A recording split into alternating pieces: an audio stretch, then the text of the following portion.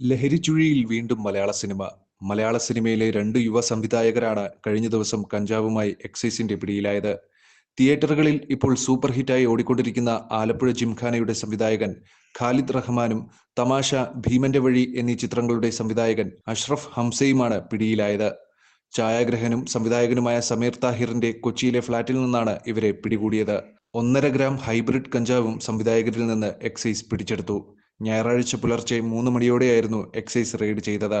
ഇവർ സ്ഥിരമായി ലഹരി ഉപയോഗിക്കുന്നവരാണെന്ന് എക്സൈസ് പറഞ്ഞു. സമീർ താഹിറിന്റെ ഫ്ളാറ്റിലെത്തിയത് സിനിമാ ചർച്ചകൾക്ക് വേണ്ടിയാണെന്ന് സംവിധായകർ എക്സൈസിനോട് പറഞ്ഞു.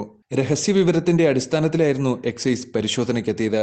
അറസ്റ്റ് രേഖപ്പെടുത്തിയ ശേഷം ഇവരെ ജാമ്യത്തിൽ വിട്ടു. യുവ സംവിധായകരെ ലഹരിയുമായി പിടികൂടിയതിന്റെ ഞെട്ടലിലാണ് മലയാള സിനിമ. പിടിയിലായ സംവിധായകർ രാസലഹരി ഉപയോഗിക്കില്ലെന്നാണ് എക്സൈസ് പറയുന്നത്.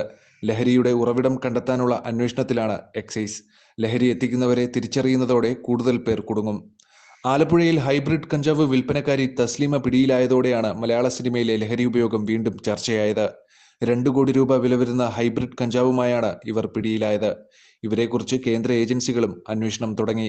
രാജ്യാന്തര തലത്തിലെ സ്വർണം ലഹരിക്കടത്ത് നടത്തിയതായി വ്യക്തമായതോടെയാണ് കേസിലെ 1-ാം പ്രതി കണ്ണൂർ സ്വദേശി തസ്ലീമ സുൽത്താന, 3-ാം പ്രതിയും തസ്ലീമയുടെ ഭർത്താവും ചെന്നൈ സ്വദേശിയുമായ സുൽത്താൻ അക്ബർ അലി എന്നിവരെക്കുറിച്ചുള്ള വിവരങ്ങൾ എക്സൈസിൽ നിന്ന് കേന്ദ്ര ഏജൻസികൾ ശേഖരിച്ചത്.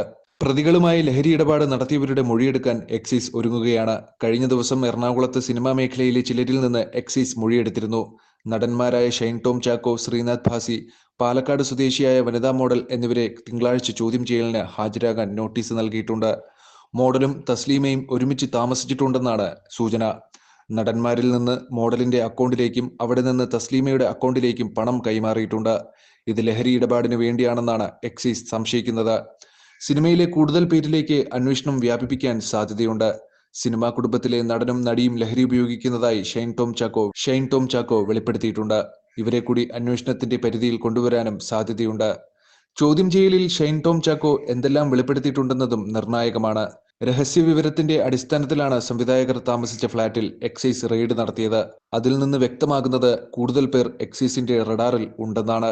ലഹരിക്കേസിൽ ഉൾപ്പെടുന്നവർക്കെതിരെ അമ്മ ഉൾപ്പെടെയുള്ളവർ എന്ത് നിലപാട് സ്വീകരിക്കുമെന്നതും പ്രധാനമാണ്.